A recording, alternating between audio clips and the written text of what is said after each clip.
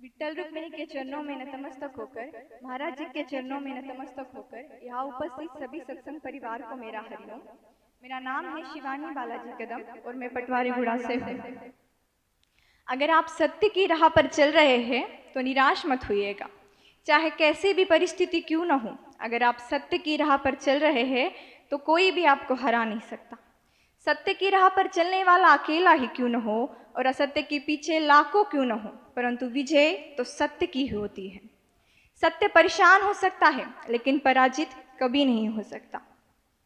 श्री कृष्ण भगवान ने कहा है, जब सत्य की असत्य से लड़ाई होगी तो सत्य अकेला होगा और असत्य के पीछे लाखों होंगे, क्योंकि असत्य के पीछे मूर्ख का झुंड भी होगा। कौरव 100 थे तो क्या हुआ, पांडव 5 ही सही लेकिन थे, और हमें उन पांडवों की ओर देखकर आशावादी होना चाहिए।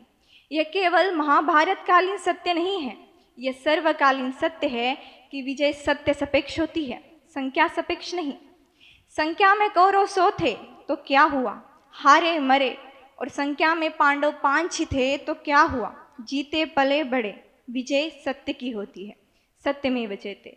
बहुमत हमेशा सच्चा ही करता हो यह जरूरी नहीं। पांडव अल्पमत थे लेकिन सत्य के उपासक थे, धर्म के उपासक थे। श्री कृष्ण भगवान ने पांडवों का पक्ष नहीं लिया, वे तो धर्म संस्थापनार्थ आए थे। श्री कृष्ण स्वयं सत्य स्वरूप है, श्री कृष्ण स्वयं धर्म स्वरूप है। जो धर्म की रक्षा करेगा धर्म उसकी रक्षा करेगा। धर्म रक्षिति रक्षितः। आखिरी सांसें गिन रहे जटायु ने कहा, मुझे पता था कि मैं रावण से युद्ध जीत नहीं पाऊंगा, लेकिन अगर मैं युद्ध नहीं करता तो आने वाली पीढ़ियां मुझे कायर कहकर पुकारती कि एक नारी का अपहरण होता रहा और तुम चुपचाप देखते रहे। धर्म मिटने को है, धर्म रक्षा के लिए राम नहीं तो कम से कम जटायु तो बनो।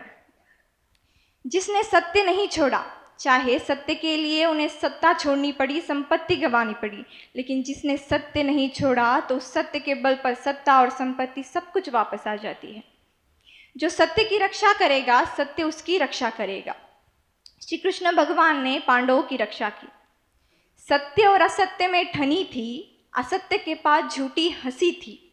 सत्य और असत्य में ठनी थी, असत्य के पास झूठी हंसी थी। झूठे मित्रों का समूह था, झूठी शान और दिखावा बड़ा था।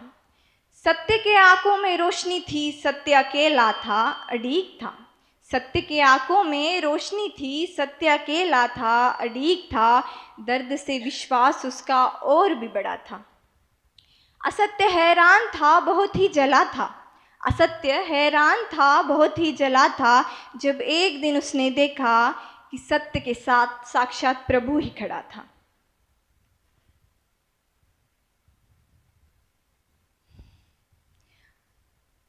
सज्जनता सक्रिय होनी चाहिए, इसलिए दुर्जनों से समाज को खतरा है, सज्जनता के निष्क्रियता से। अंधकार अपने आप में कोई समस्या नहीं है, दीप जलाने के प्रयासों का अभाव ही समस्या है। दीप जलाओ, अंधकार को कोसते हुए मत बैठो। अंधकार को गालियां देना, अंधकार की निंदा करना यह कोई समस्या का हल नहीं है। कितना अच्छा होगा अगर हर एक आदमी एक दिया जलाएगा, अपने जीवन को दिए की तरह प्रज्वलित करेगा, औरों को प्रकाशित करने के लिए खुद जलेगा। जलो लेकिन दिए की तरह, किसी की तरक्की को देखकर, किसी की संपत्ति को देखकर मत जलो। दिए जलाओ, दीपमाला बन जाएगी, अंधकार की समस्या दूर हो जाएगी। यह सत्य है कि आप जलोगे तो सारी दुनिया को प्रकाशित नहीं कर सकते, लेकिन कम से कम अपने आसपास के स्थान को तो आलोकित कर ही सकते हो। दीप देव रूप है। पूजा में दीपक की पूजा पहले होती है। खुद भी जल रहा है और औरों को भी प्रकाश दे रहा है।